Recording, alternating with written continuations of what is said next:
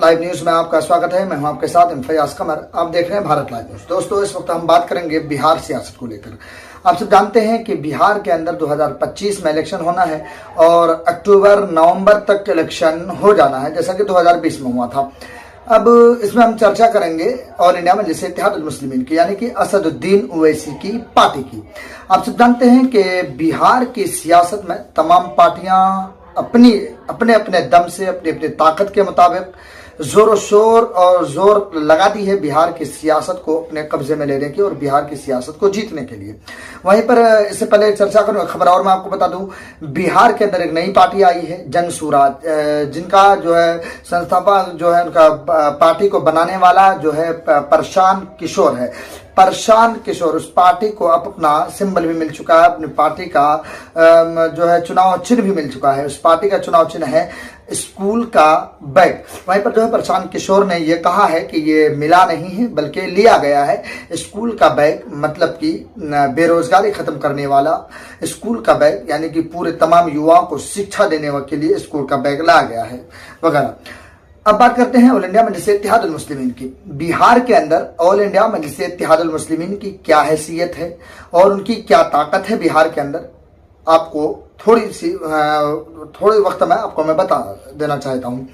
सबसे पहले हम 2015 को इलेक्शन देखते हैं। 2015 में ऑल इंडिया मजलिस इत्तेहादुल मुस्लिमीन को कोई कामयाबी नहीं मिलती है, चंद सीटों पर इलेक्शन लड़ते हैं। 2020 में जो है गठबंधन बनाते हैं, जो कि मायावती और जो है इसी तरीके से उपेंद्र कुशवाहा वगैरह इस पार्टी के अंदर होते हैं। और जो है उस पार्टी से 6 कैंडिडेट, यानी उस गठबंधन से 6 कैंडिडेट जीत कर आते हैं। एक जमा खां होते हैं जो कि अभी जदयू में मंत्री बने हुए हैं, और 5 विधायक सीमांचल में जीते, जिसमें कि अमोर, जोकीहाट, बहादुरगंज, बायसी, इसी तरीके से कोचाधामन। ये 5 विधानसभा जो सीमांचल में है, मुस्लिम बहुल्य क्षेत्र है, इसमें जीत कर आए। उसके बाद होता क्या है कि इनके 4 विधायक को तोड़ लिया जाता है। इनके 4 विधायक आरजेडी अपने खेमे में शामिल कर लेते हैं। उसके बाद से जो है ऑल इंडिया मजलिस इत्तेहादुल मुस्लिमीन लगातार ये कोशिश कर रही है और दावा कर रही है 4 के बदले हम 24 लाएंगे। और अभी हाल ही में ऑल इंडिया मजलिस इत्तेहादुल मुस्लिमीन की तरफ से प्रस्ताव दिया गया कि आप महागठबंधन शामिल कर लीजिए, लेकिन अब कोई शक्ल सूरत नजर नहीं आ रही है कि ऑल इंडिया मजलिस इत्तेहादुल मुस्लिमीन महागठबंधन में शामिल होंगे। अब इनकी ताकत का अंदाजा लगाते हैं, ताकत क्या चीज है।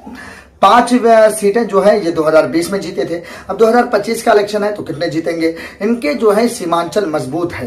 सीमांचल का वो गढ़ है जो तकरीबन 10 से 15 सीटें इनके लिए काफी मजबूत है, जिसमें कि किशनगंज के सारे सीट यानी 6 सीटें, पूर्णिया के 2 सीटें जैसे कस्बा हो गया, इसी तरीके से और अमोर विधानसभा, अररिया के अररिया, जोकीहाट, और जो है कटिहार के बलरामपुर, इसी तरीके से कटिहार और भी दीगर विधानसभा सीटें इनके मजबूत हैं। तो कहीं ना कहीं इस वक्त जो है, और सीमांचल से बाहर भी मजबूत दिख रहे हैं, सीतामढ़ी, मुजफ्फरपुर, इसी तरीके ढाका जहां से राणा रणजीत सिंह को उम्मीदवार बनाया गया है, वहां पर भी ये मजबूत है।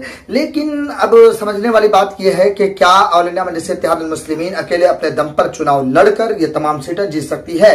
तो ये कहीं ना कहीं आसान दिखता हुआ जा रहा है, क्योंकि उन्होंने प्रस्ताव दिया था। अब इनके कहने के लिए लफ्ज है कि हमने तो प्रस्ताव दिया था बीजेपी को हराने के लिए, बीजेपी को खत्म करने के लिए बिहार से हमने प्रस्ताव दिया, उनको कबूल ही नहीं किया, तो हम क्या करें। तो इनके पास ऑप्शन है, और इससे कहीं ना कहीं महागठबंधन को अगर ज्यादा सीटों पर इलेक्शन लड़ती है ऑल इंडिया मजलिस इत्तेहादुल मुस्लिमीन, तो महागठबंधन को बड़ी नुकसान और जो है बहुत ज्यादा नुकसान होने वाला है बिहार के अंदर, खासतौर से उन तमाम सीटों पर जहां मुस्लिम बहुल्य है। क्योंकि आरजेडी जो आज तक अपने दम पर नहीं आई है, आरजेडी कहीं ना कहीं जो है मुसलमानों के दम पर अपनी सरकार बनाई है। आरजेडी जो है मुसलमानों को एमआई समीकरण हमेशा चला है, चाहे लालू के जमाना हो, चाहे राबड़ी देवी के जमाना हो, चाहे तेजस्वी यादव का पिछला इलेक्शन हो, तो एमआई समीकरण जो है कहीं ना कहीं सक्सेसफुल रहा है। लेकिन अब जो है ये समीकरण बिखरता हुआ जा रहा है, बदलता हुआ जा रहा है, क्योंकि ऑल इंडिया मजलिस इत्तेहादुल मुस्लिमीन जो है, जो कि हमेशा मुसलमानों की बात करती है, पिछड़ों की बात करती है,